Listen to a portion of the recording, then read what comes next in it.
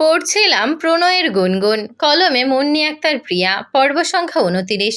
হঠাৎ বাইক থামানোর জন্য টাল সামলাতে না পেরে দুহাতে শক্ত করে প্রণয়কে আঁকড়ে ধরল গুনগুন। কিছু চুল সামনে এসে চোখ মুখ ঢেকে ফেলেছে। ভয় পাওয়ায় মুখটা চুপসে আছে একদম। প্রণয়ের কোনো প্রতিক্রিয়া সে দেখতে পাচ্ছে না। নিজেকে ধাতস্থ করে জিজ্ঞেস করলো কোনো সমস্যা। প্রণয় লম্বা শ্বাস নিল। হৃদয়ের উথাল পাথাল হওয়া যন্ত্রণাটুকু গুনগুনকে বুঝতে দিল না।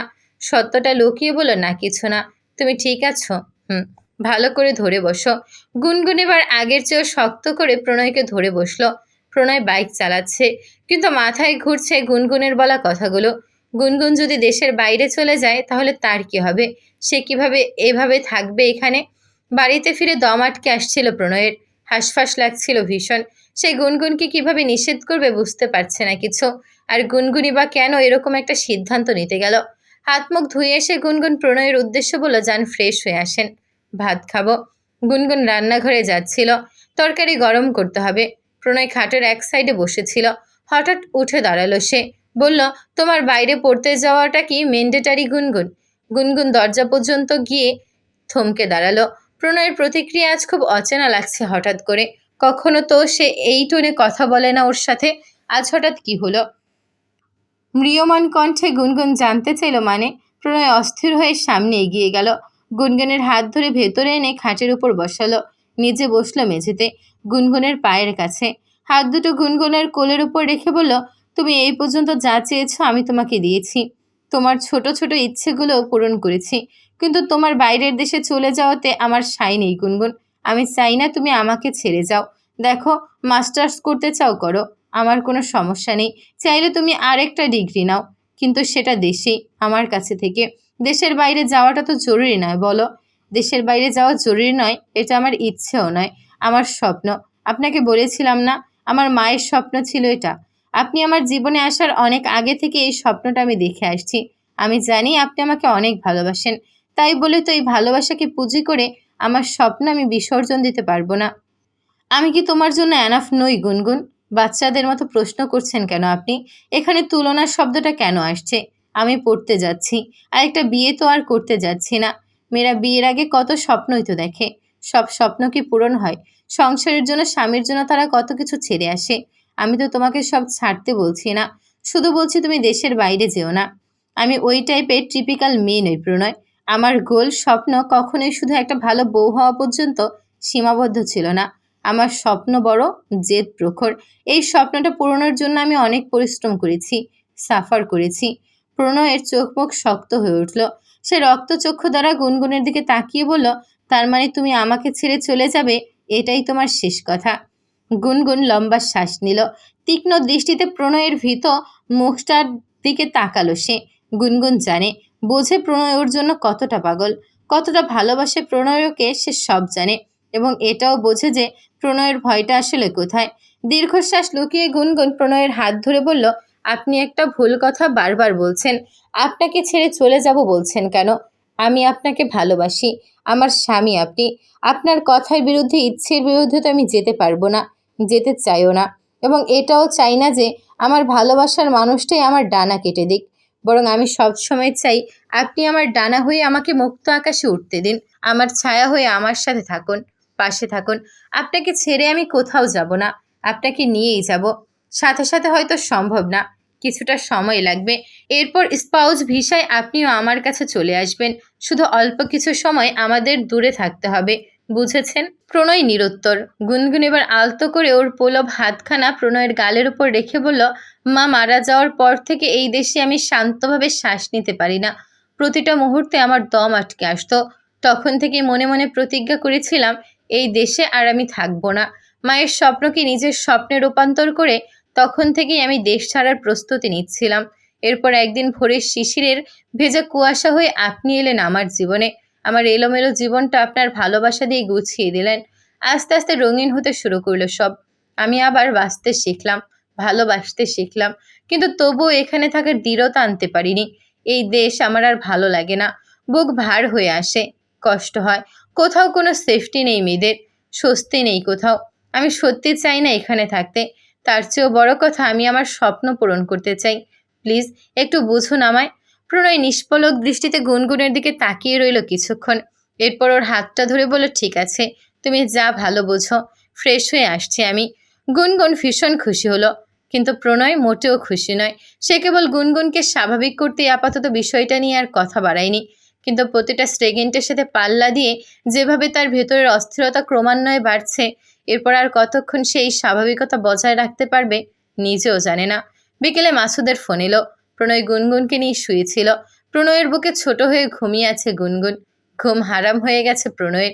সে সিলিং ফ্যানের দিকে তাকিয়ে নানান রকম চিন্তা ভাবনা করছে, কিন্তু কোনো কুল কিনারা খুঁজে পাচ্ছে না। মাসুদের কল আসায় দ্রুত রিসিভ করলো প্রণয়, পাছে ফোনের রিংটোনে গুনগুনের ঘুম না আবার ভেঙে যায়। বল। কল রিসিভ করে বলল প্রণয়। ফোনের অপ্রান্ত থেকে মাসুদ বলল, রেস্টুরেন্টে আয় একটু, ডেকোরেশন সব শেষ, আইসে একটু দেখা যা, কিছু ঠিক করণ লাগবো নাকি দেখ। আসছি বলে কল কেটে দিল প্রণয়। আস্তে করে গুনগুনের মাথাটা ধরে বালিশের ওপর রেখে সে উঠে গেল। গুনগুনের ঘুমন্ত মুখটার দিকে একবার তাকিয়ে অস্থির চিত্তে বেরিয়ে এলো বাড়ি থেকে। রেস্টুরেন্টের ডেকোরেশন দেখে মন কিছু সময়ের জন্য হালকা হলো প্রণয়ের।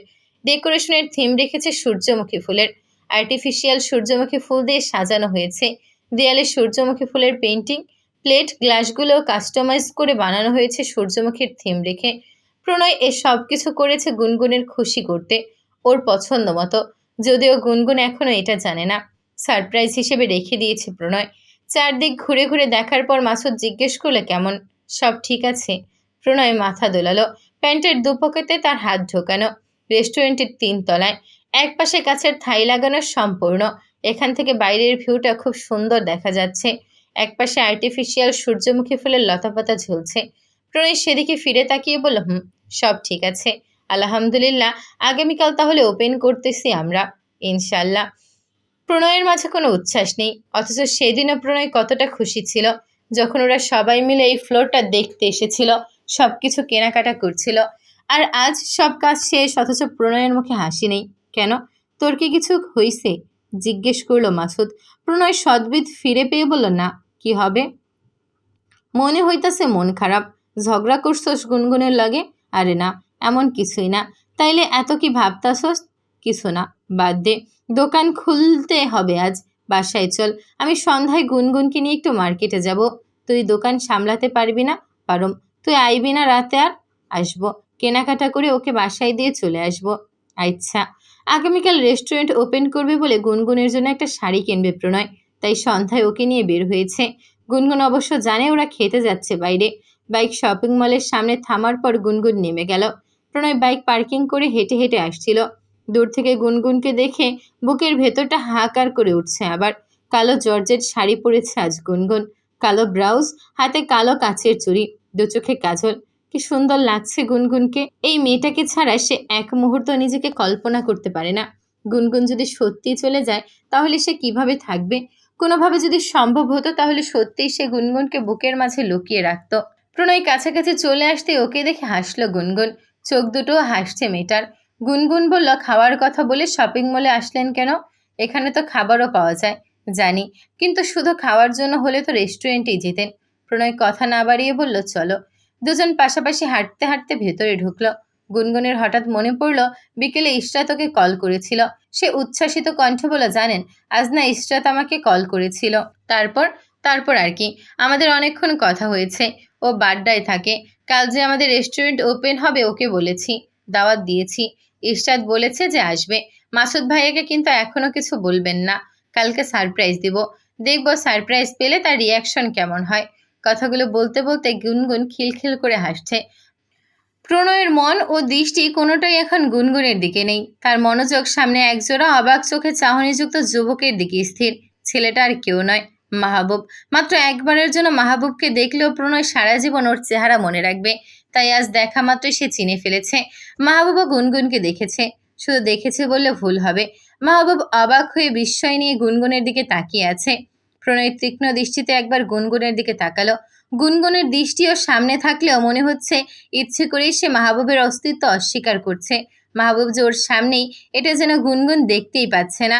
প্রণয় একবারই কিছু বলছে না, কেবল সে দেখতে চাচ্ছে সামনে কি হয়। মাহবুব ও গুনগুন এখন অনেকটা কাছাকাছি চলে এসেছে। যেই মুহূর্তে মাহবুব গুনগুনকে ডাকতে যাবে ঠিক তখনই গুনগুন প্রণয়ের হাত ধরল। হাত ধরে মাহবুবকে পাশ কাটিয়ে এমনভাবে ইগনোর করে চলে গেল যেন সে মাহবুবকে চেনেই না। এমনকি একটা বারের জন্যও সে মাহবুবের দিকে তাকায়নি। অন্য র্যান্ডম পাবলিকের মতো মাহবুবও যেন একজন। প্রণয় গুনগুনের ধরে রাখা হাতটার দিকে একবার তাকালো। মাহবুবের ভোঁতা মুখটা চোখের সামনে ভেসে উঠতেই মাথা নত করে হাসল প্রণয়।